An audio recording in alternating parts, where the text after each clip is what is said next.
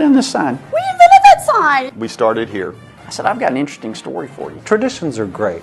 Traditions help us to honor the past, but to also encourage involvement in the current and the future. This is something that'll be unique to them their whole lives. You know, it is something that they come from. It'll become part of their personal history. It's just very, very gratifying that this many years later, literally tens of thousands of students have embraced it and prolonged it. And I was telling some of my squad members, it feels like we struck the first match to the biggest bonfire SFA's ever had. Everybody's told the same story too. You know, had their own little twist to it. But at the end of the day, it was a story that's been told. There are layers to the story, and the first chapter is... I remember having the discussion on the track. My recollection of the hand sign is probably not as detailed.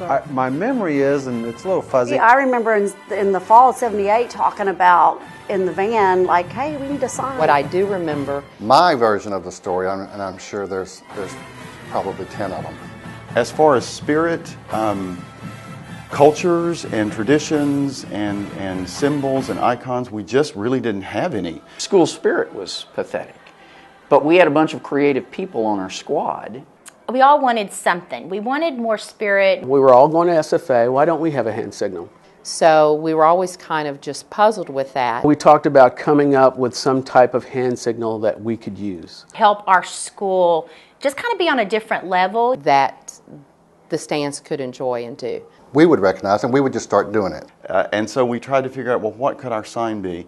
And we all sat around and just started throwing out ideas as to what it would be. We just kept going through several different things, trying to figure out what we could do with our hands, and we'd go, oh, so-and-so has that, or that's too close to so-and-so, and whatever. And so we kind of started playing with it, and we said, well, we could do like an L and a J, and then we said it kind of looks like an axe. And tried to figure out what should we do. We couldn't do this sign or the Seminole sign, and everybody had the Baylor Bears and the Texas and all that jazz. That was Lamar.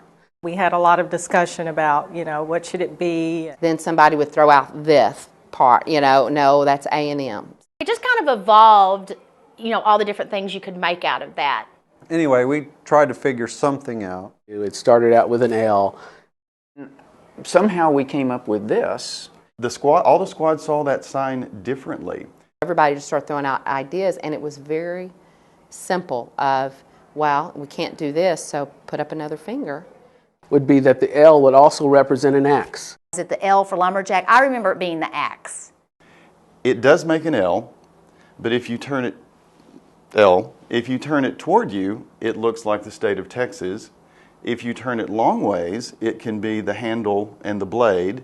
And then, of course, when you put the chopping motion to it, it takes on an entirely different momentum. So it's like a 4-for-1 in the sign. So we all agreed that was it. And we introduced it during a pep rally. It was the first time we kind of officially started telling people. We didn't have much support at the pep rally. I mean, there may have been less than 50 people there. We introduced it, took, and became a tradition. It actually caught on very quickly. In one football season. At the beginning of every football game, we would start the crowd off with, Axum Jacks. And that got everybody using the hand signal. So it was just real spontaneous. I think the student body came to the same conclusion that we as a squad did. SFA doesn't have a sign. It was one that fit, it was a natural, and the student body ran with it.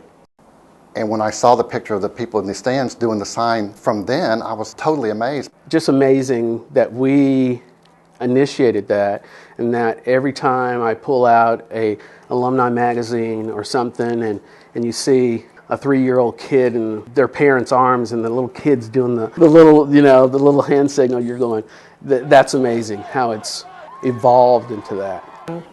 Just something that really made a statement about who we were. I think it's cool. It's awesome. It's fun.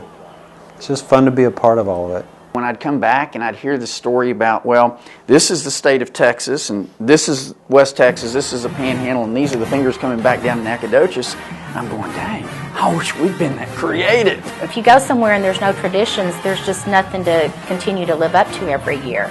But when there's something that you constantly have in common with people who were here 30 years ago, 20 years ago, 10 years ago, or whatever, it builds that camaraderie, and it builds just that school spirit, and it builds pride in your school.